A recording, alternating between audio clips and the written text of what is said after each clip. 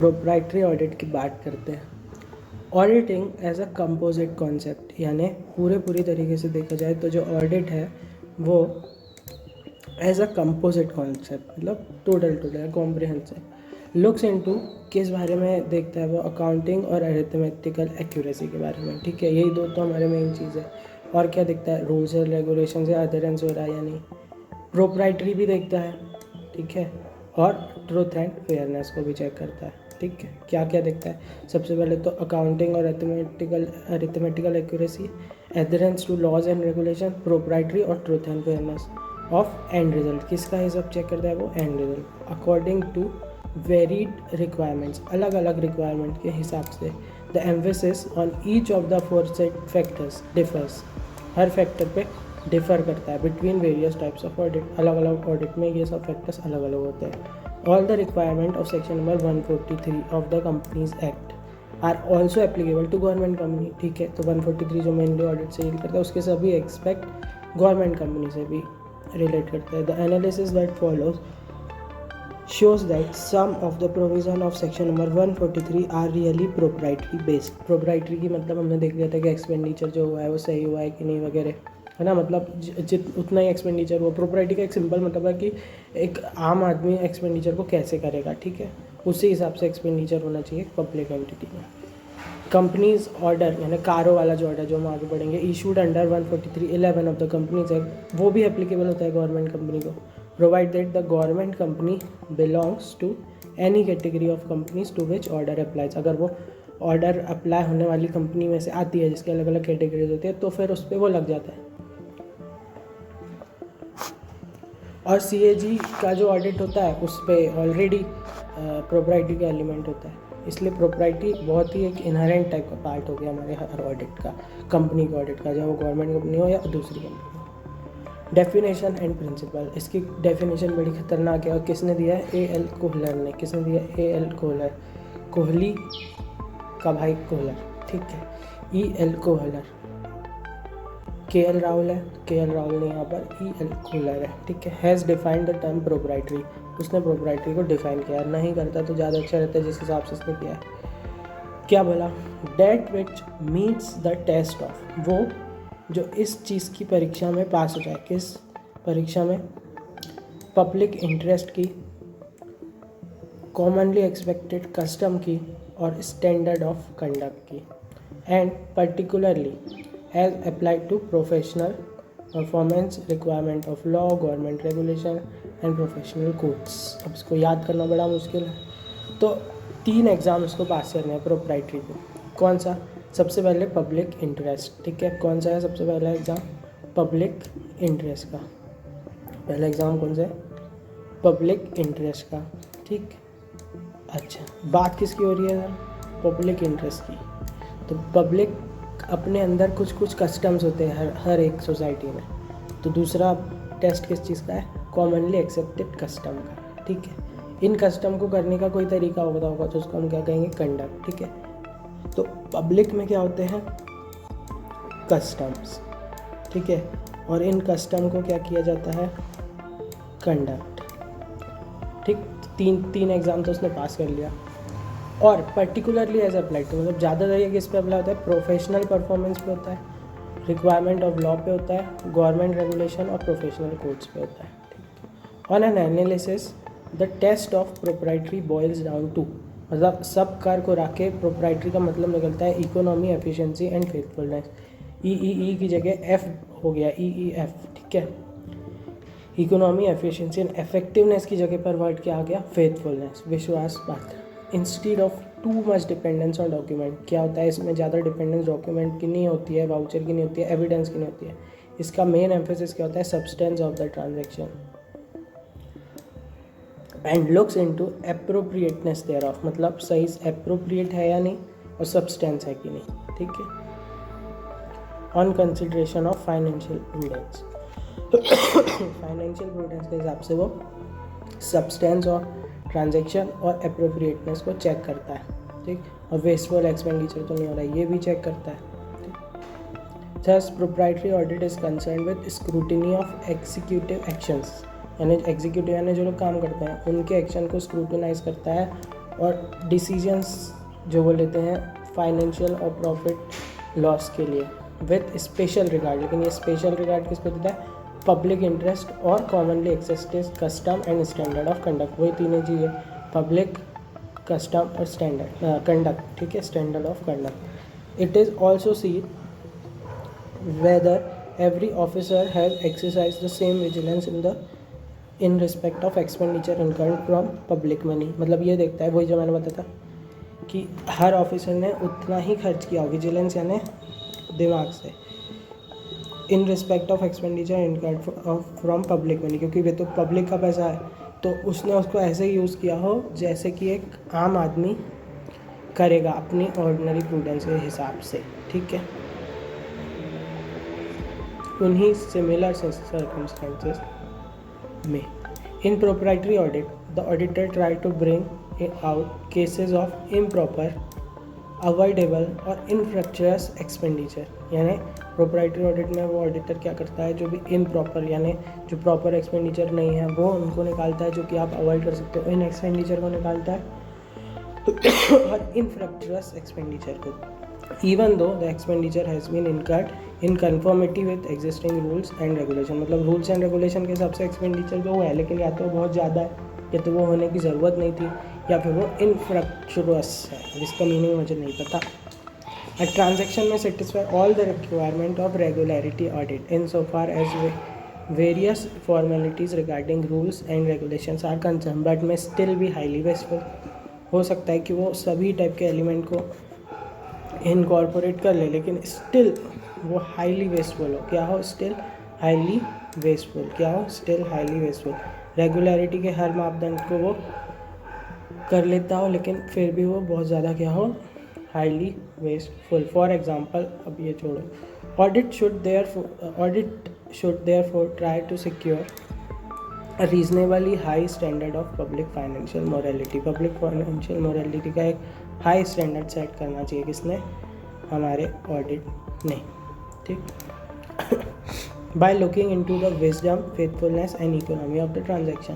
यानी उसके पीछे का नॉलेज, उसके पीछे की फेथ यानी उसके पीछे का विश्वास, और इकोनॉमी, तो WFE जो भी आपका।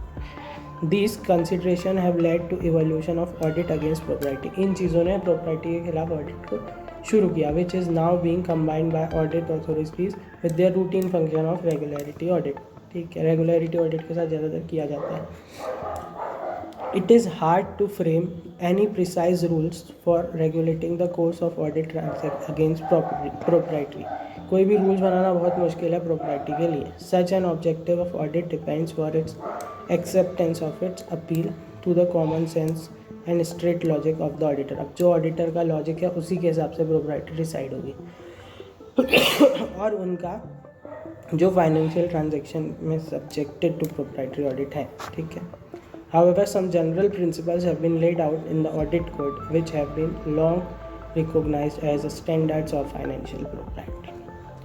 Proprietary requires the transaction and more particularly expenditure। यानी ट्रांजैक्शन को तो बोलता ही है, लेकिन पर्टिकुलरली किसकी बात करता है वो? एक्सपेंडिचर की। ट्रांजैक्शन को तो बोलता ही है कि ट्रांजैक्शन भी प्रोप्राइटरी के हिसाब से होना चाहिए, लेकिन वो ज़्यादा फोकस किस पे करता है? मोर पर्टिकुलरली ऑन एक्सपेंडिचर। तो एक्सपेंडिचर प्रोप्राइटरी के हिसाब से होना चाहिए। और वो कौन से प्रिंसिपल है जिसके हिसाब से होना चाहिए? तो पहला प्रिंसिपल है that expenditure is not prima facie more than what the occasion demands. मतलब जो स्थिति जो आपका ओकेशन डिमांड करती है उससे ज़्यादा का खर्चा नहीं होना चाहिए। और हर officer same degree of vigilance use करे, मतलब सेम डिग्री ऑफ क्या बोलते हैं अपना नॉलेज यूज़ करे उस एक्सपेंडिचर को करने में, जैसे कि वो उसी का पैसा हो, ठीक। तो ये पहला पॉइंट हो गया जो हम प्रिंसिपल देख रहे हैं ना प्रोप्राइटरी का, उसका पहला पॉइंट ये हो गया कि वो प्राइमा फेसी ज़्यादा ना हो उससे। That authority exercises it's power of sanctioning expenditure. Authority जो है, the authority exercises it's power, मतलब जो भी अथॉरिटी है वो अपनी पावर एक्सरसाइज करती है ऐसे ही एक्सपेंडिचर को सैंक्शन करने में जो कि डायरेक्टली और इनडायरेक्टली उसके एडवांटेज के लिए ना हो, मतलब जो भी अथॉरिटी उसको एक्सरसाइज कर रही है, सैंक्शन कर रही है एक्सपेंडिचर को, वो अथॉरिटी के एडवांटेज के लिए ना हो। इसी तरह से वो किसी एक पर्टिकुलर पर्सन के एडवांटेज के लिए भी ना हो, ठीक है, are not use for the benefit of a particular person और group of person, and that apart from the agreed remuneration, जो भी उसका एग्रीड रेम्यूनरेशन या रिवॉर्ड है, कोई और एवेन्यू मतलब कोई और रास्ता उसके लिए खुला ना हो to indirectly benefit the management, personnel, employees और अदर्स, किसी के लिए भी कोई और रास्ता ना खुला हो एक्सेप्ट रेम्यूनरेशन और रिवॉर्ड के, ठीक। तो पहली चीज़ क्या होगी, that expenditure is not prima facie more than what the occasion demands, expenditure उतना ही हो जितना डिमांड करती है सिचुएशन। दूसरा ये हो गया कि जो भी एक्सपेंडिचर को सैंक्शन करने वाला वो अपना एडवांटेज के लिए ना उसको सैंक्शन करे। तीसरी बात क्या हो गई कि किसी एक पर्टिकुलर व्यक्ति के बेनिफिट के लिए या किसी ग्रुप के बेनिफिट के लिए वो एक्सपेंडिचर ना हो। तीसरा, रेम्यूनरेशन और रिवार्ड के अलावा कोई और उसके पास रास्ता ना ओपन हो, ठीक है, जिससे कि वो इनडायरेक्टली बेनिफिट दे किसको, मैनेजमेंट को या फिर एम्प्लॉय को। It may be stated that it is responsibility of the executive department, किसकी रिस्पॉन्सिबिलिटी है, रिस्पॉन्सिबिलिटी ऑफ एग्जीक्यूटिव डिपार्टमेंट, यानी जो लोग काम करते हैं, एग्जीक्यूटिव यानी जो लोग काम करते हैं, जो उसको एग्जीक्यूट करते हैं किसी भी चीज़ को, to enforce. It may be stated that it is responsibility of executive department, क्या करने की, इन्फोर्स इकोनॉमी, मतलब वही लोग तो खर्चा करेंगे, इन पब्लिक एक्सपेंडिचर, इन्हीं लोग की जिम्मेदारी है इकोनॉमिक तरीके से पब्लिक एक्सपेंडिचर करे। The function of audit is to bring to the notice of the proper authorities, इस ऑडिट का फंक्शन क्या है, प्रॉपर अथॉरिटी के नोटिस में लाना, क्या कहीं कोई वेस्टफुलनेस तो नहीं हो रहा है पब्लिक एडमिनिस्ट्रेशन में, क्या कहीं कोई वेस्टफुल एक्सपेंडिचर तो नहीं हो रहा है पब्लिक एडमिनिस्ट्रेशन में, और कोई केसेस तो नहीं है इम्प्रॉपर, अवॉइडेबल और इन्फ्रक्चर्स एक्सपेंडिचर के, ठीक है। तो कुल मिला के अगर मैं इतना भी लिख दूँ इसमें तो ये बहुत हो जाएगा। और वो क्या लाइन लिखना है, it may be stated that, ये ऐसा हम कह सकते हैं कि रिस्पॉन्सिबिलिटी ऑफ एग्जीक्यूटिव डिपार्टमेंट, ये रिस्पॉन्सिबिलिटी किसकी है, एग्जीक्यूटिव डिपार्टमेंट की है कि वो इकोनॉमी मेंटेन करे, किसमें, गवर्नमेंट एक्सपेंडिचर में, है ना, पब्लिक एक्सपेंडिचर में। द फंक्शन ऑफ ऑडिट, तो ऑडिट का क्या काम है, देखो ये तो हमने बोला कि रिस्पॉन्सिबिलिटी है किसकी, एग्जीक्यूटिव डिपार्टमेंट की, तो रिस्पॉन्सिबिलिटी हमने तय कर दी कि मैं रिस्पॉन्सिबिलिटी एग्जीक्यूटिव डिपार्टमेंट की कि वो इन्फोर्स करे इकोनॉमी पब्लिक एक्सपेंडिचर में। तो फिर ऑडिट का फंक्शन क्या है, तो ऑडिट का फंक्शन है कि वो नोटिस में लेके आए किसके, प्रॉपर अथॉरिटीज़ के, किसके नोटिस में लेके आए, प्रॉपर अथॉरिटीज़ के, क्या कि कहीं कोई वेस्टफुलनेस तो नहीं है पब्लिक एक्सपेंडिचर में, या फिर इम्प्रॉपर, इन्फ्रक्चरस या फिर अवॉइडेबल एक्सपेंडिचर तो नहीं हो रहा है, इम्प्रॉपर, इन्फ्रक्चरस और अवॉइडेबल, इम्प्रॉपर, इन्फ्रक्चरस और अवॉइडेबल, ठीक है, ऐसे एक्सपेंडिचर तो नहीं हो रहा है, इम्प्रॉपर, अवॉइडेबल और इन्फ्रास्ट्रक्चर्स। मैं इन्फ्रक्चर्स का मीनिंग नहीं देख रहा हूँ क्योंकि जैसे हमको याद रहे लास्ट तक, क्योंकि ये वर्ड हमें दिमाग में बैठना चाहिए, इन्फ्रक्चर्स, इन्फ्रक्चरस, इसका मीनिंग हम जब ये टॉपिक खत्म हो जाएगा उसके बाद देखूँगा, मैं जानबूझ के समझूँगा, क्योंकि अगर मैं पहले से मीनिंग देख लूँगा तो एक वर्ड मेरे दिमाग से आउट हो जाएगा, क्योंकि लिखना तो वर्ड है। तो वर्ड क्या है, इन्फ्रास्ट्रक्चर, इन्फ्रक्चर्स। पहला है इम्प्रॉपर, अवॉइडेबल, इन्फ्रक्चर्स, इम्प्रॉपर, अवॉइडेबल, इन्फ्रक्चर्स, इस टाइप का एक्सपेंडिचर नहीं हो, ऐसा किसको बताना है, प्रॉपर अथॉरिटी को। ये काम किसका है, ऑडिट का, और उनका काम क्या है कि वो इकोनॉमी मेंटेन करे। एक बार फिर से प्रिंसिपल हम देख लेते हैं कि कौन से प्रिंसिपल है प्रोप्राइटरी ऑडिट के। तो पहला, not more than the what the situation demands, ठीक है, और जो भी एक आम आदमी अपने प्रूडेंस के हिसाब से ऐसा समझ के कि वो उसका खुद का मनी है उसको खर्च करे, वो उसका पहला प्रिंसिपल है। दूसरा प्रिंसिपल क्या है कि जो अथॉरिटीज़ को सैंक्शन करती है ना, वो अपने बेनिफिट के लिए या किसी एक ग्रुप के बेनिफिट के लिए मतलब खुद के बेनिफिट के लिए ना करे। फिर उसके बाद तीसरा क्या है कि ये जो एक्सपेंडिचर हो रहा है किसी एक ग्रुप या पर्सन या ग्रुप ऑफ पर्सन को बेनिफिट ना करे, ठीक, not utilise for the benefit of particular person और ग्रुप, पर्टिकुलर पर्सन या ग्रुप ऑफ पर्सन को ना दे। और चौथा पॉइंट क्या है, that apart from agreed remuneration और रिवॉर्ड, जो भी आपका एग्रीड रेम्यूनरेशन और रिवॉर्ड है उसके अलावा कोई जगह ना हो उसको बेनिफिट लेने की, किसको, मैनेजमेंट के पर्सनल को या एम्प्लॉय को या फिर अदर्स को। एक बार इसकी डेफिनेशन पे फिर से आते हैं। किसने दी थी डेफिनेशन? E.L. कोहलर, ठीक है। और उसने क्या बोला कि ऑडिट क्या है, 3 चीज़ों को सेटिस्फाई करेगा। कौन सी 3 चीज़ें? Test of public interest, custom और standard of conduct, and particularly as applied to. किन 3 चीज़ों को फुलफिल करना है, उसका क्या वो था? पब्लिक इंटरेस्ट, पब्लिक है उनका इंटरेस्ट होता है, उनका इंटरेस्ट किस में होता है? कस्टम में होता है। कस्टम को एक स्टैंडर्ड तरीके से कंडक्ट किया जाता है। तो ये 3 चीज़ हो गई, standard of conduct, accepted custom और public interest, and particularly as applied to. और ये पर्टिकुलरली किस पे अप्लाई होता है?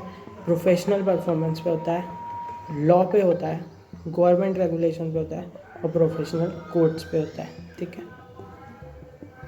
प्रोफेशनल परफॉर्मेंस और प्रोफेशनल कोड्स, तो प्रोफेशन से रिलेटेड 2 चीज़ें, बाकी लॉ कौन बनाता है? तो गवर्नमेंट। तो 2 चीज़ें हमको फिर से याद होगी, professional performance, professional performance, professional codes, और बाकी 2 चीज़ें क्या है? लॉ और गवर्नमेंट रेगुलेशन, लॉ और government regulation, law regulation, law regulation, government, law regulation. On analysis of the test boils down to, ये तो हमको समझ में आ गया था, ठीक है। अब इसमें कुछ नहीं बचा, तो प्रोप्राइटरी ऑडिट का जो हमने मेन ऊपर की सब चीज़ें थी वो समझ ली। अब हम देखते हैं कि कंपनीज एक्ट में ऐसे कौन से रेलिवेंट प्रोविज़न है जो कि प्रोप्राइटरी के एलिमेंट को करते हैं। The parliament and government with a view to knowing the standards of efficiency, proprietary, cost consciousness and economy, के क्या क्या चीज़ों को पता करने के लिए क्या क्या हो गया। तो एकदम से इसने कुछ ज़्यादा ही चीज़ें बता दिया। The parliament and the government with a view to knowing the, क्या पता करने के लिए? Standard of efficiency, proprietary, cost consciousness and economy have also come up with some provisions in Companies Act having direct or indirect bearing on proprietary, ठीक है। The provisions are 143(1) जो कि inquiry करता है स्पेसिफाइड मैटर्स में। कुछ matters हैं आपने पढ़ ली होगी तो अच्छा, नहीं तो जब कंपनी ऑडिट करेंगे तब देखेंगे। 143(6) एंड 147 जो कि सप्लीमेंट्री ऑडिट और टेस्ट ऑडिट, ये हमने कल देख लिए थे। कॉस्ट रिकॉर्ड्स का ऑडिट 148 में होता है। और आखिर है additional information in part 2 and part schedule 3। अब ये सिर्फ याद रखना है। सबसे पहला क्या है? Section number 143(1) requiring inquiry into certain specified matters, ठीक है। स्पेसिफाइड मैटर्स में इंक्वायरी सेक्शन नंबर 143(1) कहता है। फिर 143(6) से हमें तुमको पता है सप्लीमेंट्री टेस्ट ऑडिट, 148 पता है कॉस्ट रिकॉर्ड का, और आखिरी क्या है? Additional information in part 2 of schedule 3, ठीक। एडिशनल इन्फॉर्मेशन, देखो 3 तो सेक्शन है और आखिरी इन्फॉर्मेशन, 3 तो सेक्शन है, आखिरी है additional information. All these are applicable to government company, सभी चीज़ें गवर्नमेंट कंपनी को भी एप्लीकेबल है। The requirement of provision of section 143(1) is essentially proprietary oriented as much as some specific dubious practices are required to be looked into by the auditor. Area of proprietary audit under section 143 may be following. तो 143(1) जिसको हम सोच रहे थे कि अरे हमने नहीं पढ़ा, अभी हमें पढ़ा दिया जाएगा। Whether the terms on which secured loans and secured advantage have been made are prejudicial to the interest of the company or its member. तो जो भी हमने secured loans या secured advances दिए हैं, ठीक है ना, वो कंपनी के इंटरेस्ट के विरुद्ध तो नहीं है या फिर उसके मेंबर के इंटरेस्ट के विरुद्ध तो नहीं। It may be appreciated that the terms of loans include such matters, मतलब ये अच्छी बात होगी कि जो भी आपके लोन्स की टर्म्स है वो क्या क्या इंक्लूड करे। टर्म्स ऑफ लोन मतलब जो लोन आप दे रहे हो उसकी टर्म्स क्या क्या इंक्लूड करे, तो इंक्लूड करे वो सिक्योरिटी को इंक्लूड करे, इंटरेस्ट को इंक्लूड करे, रीपेमेंट पीरियड को करे और अदर बिजनेस कंसिडरेशन को उनको भी करे। क्या क्या करे? लोन में सबसे इम्पोर्टेंट क्या है? सिक्योरिटी को बताया, वो टर्म्स में ही लिखी है उसकी, सिक्योरिटी, इंटरेस्ट, रीपेमेंट और other consideration. The auditor has to inquire, अब ऑडिटर को क्या इंक्वायर करना है? Whether the terms are such that they can be adjust as prejudicial to legitimate interest of company और इट्स शेयर होल्डर। तो ऐसा नहीं है कि ये जो लोन है वो कंपनी या फिर उसके शेयर होल्डर्स के इंटरेस्ट के विरुद्ध है, ये बस चेक करना होगा। This is a process of judging a situation, ये कैसी प्रोसेस है? ऐसी सिचुएशन को जज करना by reference to certain objective standards, और रीजनेबलनेस और ऑब्जेक्टिव स्टैंडर्ड को मद्देनजर रखते हुए इन चीज़ को देखना है। Whether the terms entered into are prejudicial और not only the company but also to the share holder. तो हमको दोनों को देखना है कि कहीं वो प्रेजुडिशियल तो कंपनी को भी तो नहीं है और शेयर होल्डर को भी नहीं। फिर से देखें, this is a process of judging a situation. ये एक ऐसी प्रोसेस है जब हम सिचुएशन को क्या कर रहे हैं, जज। किस रेफरेंस से? सर्टेन ऑब्जेक्टिव स्टैंडर्ड्स और रीजनेबलनेस और उसके ऑब्जेक्टिव के बेसिस पे हम उसको जज कर रहे हैं। Whether the terms entered into are prejudicial और नॉट, तो कहीं वो प्रेजुडिशियल तो नहीं है, इसको हम कैसे जज कर रहे हैं? ऑब्जेक्टिव स्टैंडर्ड और रीजनेबलनेस के बेसिस पे, ठीक है। और ये हम दोनों के लिए कर रहे हैं, कंपनी के लिए भी और शेयर होल्डर के लिए। Where the transaction of the company which are represented merely by book entry, अगर कोई ट्रांजेक्शन केवल बुक एंट्री से लिखा हुआ है तो क्या वह प्रेजुडिशियल तो नहीं है इंटरेस्ट ऑफ द कंपनी के। मतलब कोई भी ट्रांजेक्शन ऐसा है जो केवल बुक एंट्रीज में है, तो ऐसा तो नहीं है वो कंपनी के खिलाफ कोई दिक्कत खड़ी कर दी। तो इसके बारे में क्या लिखा है? This proposition has got to be inquired into by reference to. अब ये हम कैसे पता करेंगे? इसके लिए रेफरेंस हमको क्या करना है, बुक एंट्री का क्या इफेक्ट हो रहा है। अनसपोर्टेड बाय ट्रांजेक्शन, केवल ऐसी बुक एंट्री जिसके कोई ट्रांजेक्शन नहीं है, केवल बुक एंट्री है उसकी कोई ट्रांजेक्शन नहीं है, तो इनका क्या इफेक्ट हो रहा है यही देखना है हमको इस वाले क्लॉज में। और ये इसका इंटरेस्ट किस पे हो रहा है? कंपनी पे। The auditor has to exercise his judgement, अब उसको अपना जजमेंट देना है। किस बेसिस पे? ऑन सर्टेन ऑब्जेक्टिव स्टैंडर्ड्स, किस बेसिस पे? ऑब्जेक्टिव स्टैंडर्ड्स के बेसिस पे उसको देना है। ऊपर भी हमने ऑब्जेक्टिव स्टैंडर्ड्स और रीजनेबलनेस की बात की थी, यहाँ पर भी उसको ऑब्जेक्टिव स्टैंडर्ड के हिसाब से ये डिसीजन लेना है। अच्छा, ऊपर एक और वर्ड यूज़ होता है क्या? रीजनेबलनेस। अब यहाँ रीजनेबलनेस क्यों नहीं यूज़ हुआ? क्योंकि ये तो बुक एंट्री की बात है, इसमें क्या रीजनेबल, ठीक है। रीजनेबल तो वो था कि हाँ भाई लोन जो बाहर से कोई और को देना है या वो सब चीज़ों को रीजनेबल हो सकता है, लेकिन यहाँ क्या रीजनेबल, इसलिए यहाँ पर वर्ड यूज़ हुआ, केवल ऑब्जेक्टिव स्टैंडर्ड यूज़ हुआ है। It is also possible that some transaction may not adversely affect the interest of the company. हो सकता है कि कोई ट्रांजेक्शन ऐसे हैं जो एडवर्सली इफेक्ट नहीं करते हैं कंपनी के इंटरेस्ट को। The auditor has to judiciously consider what does and does not constitute the interest of the company। तो ऑडिटर को ये देखना है कौन सा इंटरेस्ट को ठेस पहुंचाता है और कौन सा नहीं। तो हमने दो चीज़ देख ली। पहली चीज़ क्या देखे थे कि भैया जो भी हमने लोन दिए हैं वो प्रेजुडिशियल तो नहीं है इंटरेस्ट ऑफ द कंपनी के। और दूसरी चीज़ हमने देखे थे कि जो भी हमारे बुक एंट्री के बस ट्रांजेक्शन है वो कहीं ऐसा तो नहीं है prejudicial to interest of the company है।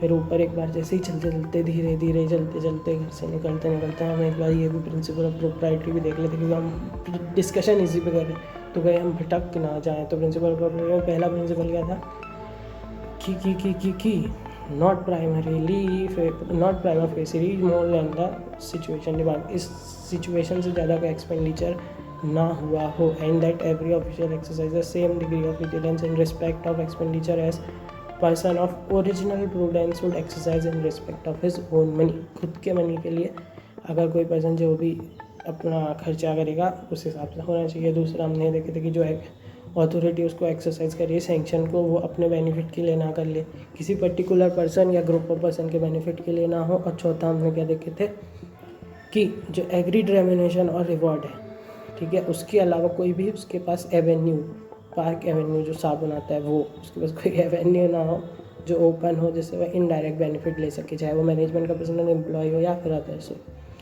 रिस्पॉन्सिबिलिटी एग्जीक्यूटिव डिपार्टमेंट की कि वो इकोनॉमिकली पब्लिक एक्सपेंडिचर को करे, और फंक्शन ऑफ द ऑडिट क्या है कि वो चेक करे क्या वेस्टफुल एक्सपेंडिचर, वेस्टफुलनेस तो नहीं है कोई पब्लिक एक्सपेंडिचर में, और cases of infructuous improper avoidable expenditure. तो अब हमें याद है वर्ड इनफ्रक्चुअस, हाँ मैंने देख के नहीं बोला, आपको थोड़ी समझ आएगा लेकिन मैंने नहीं देखा।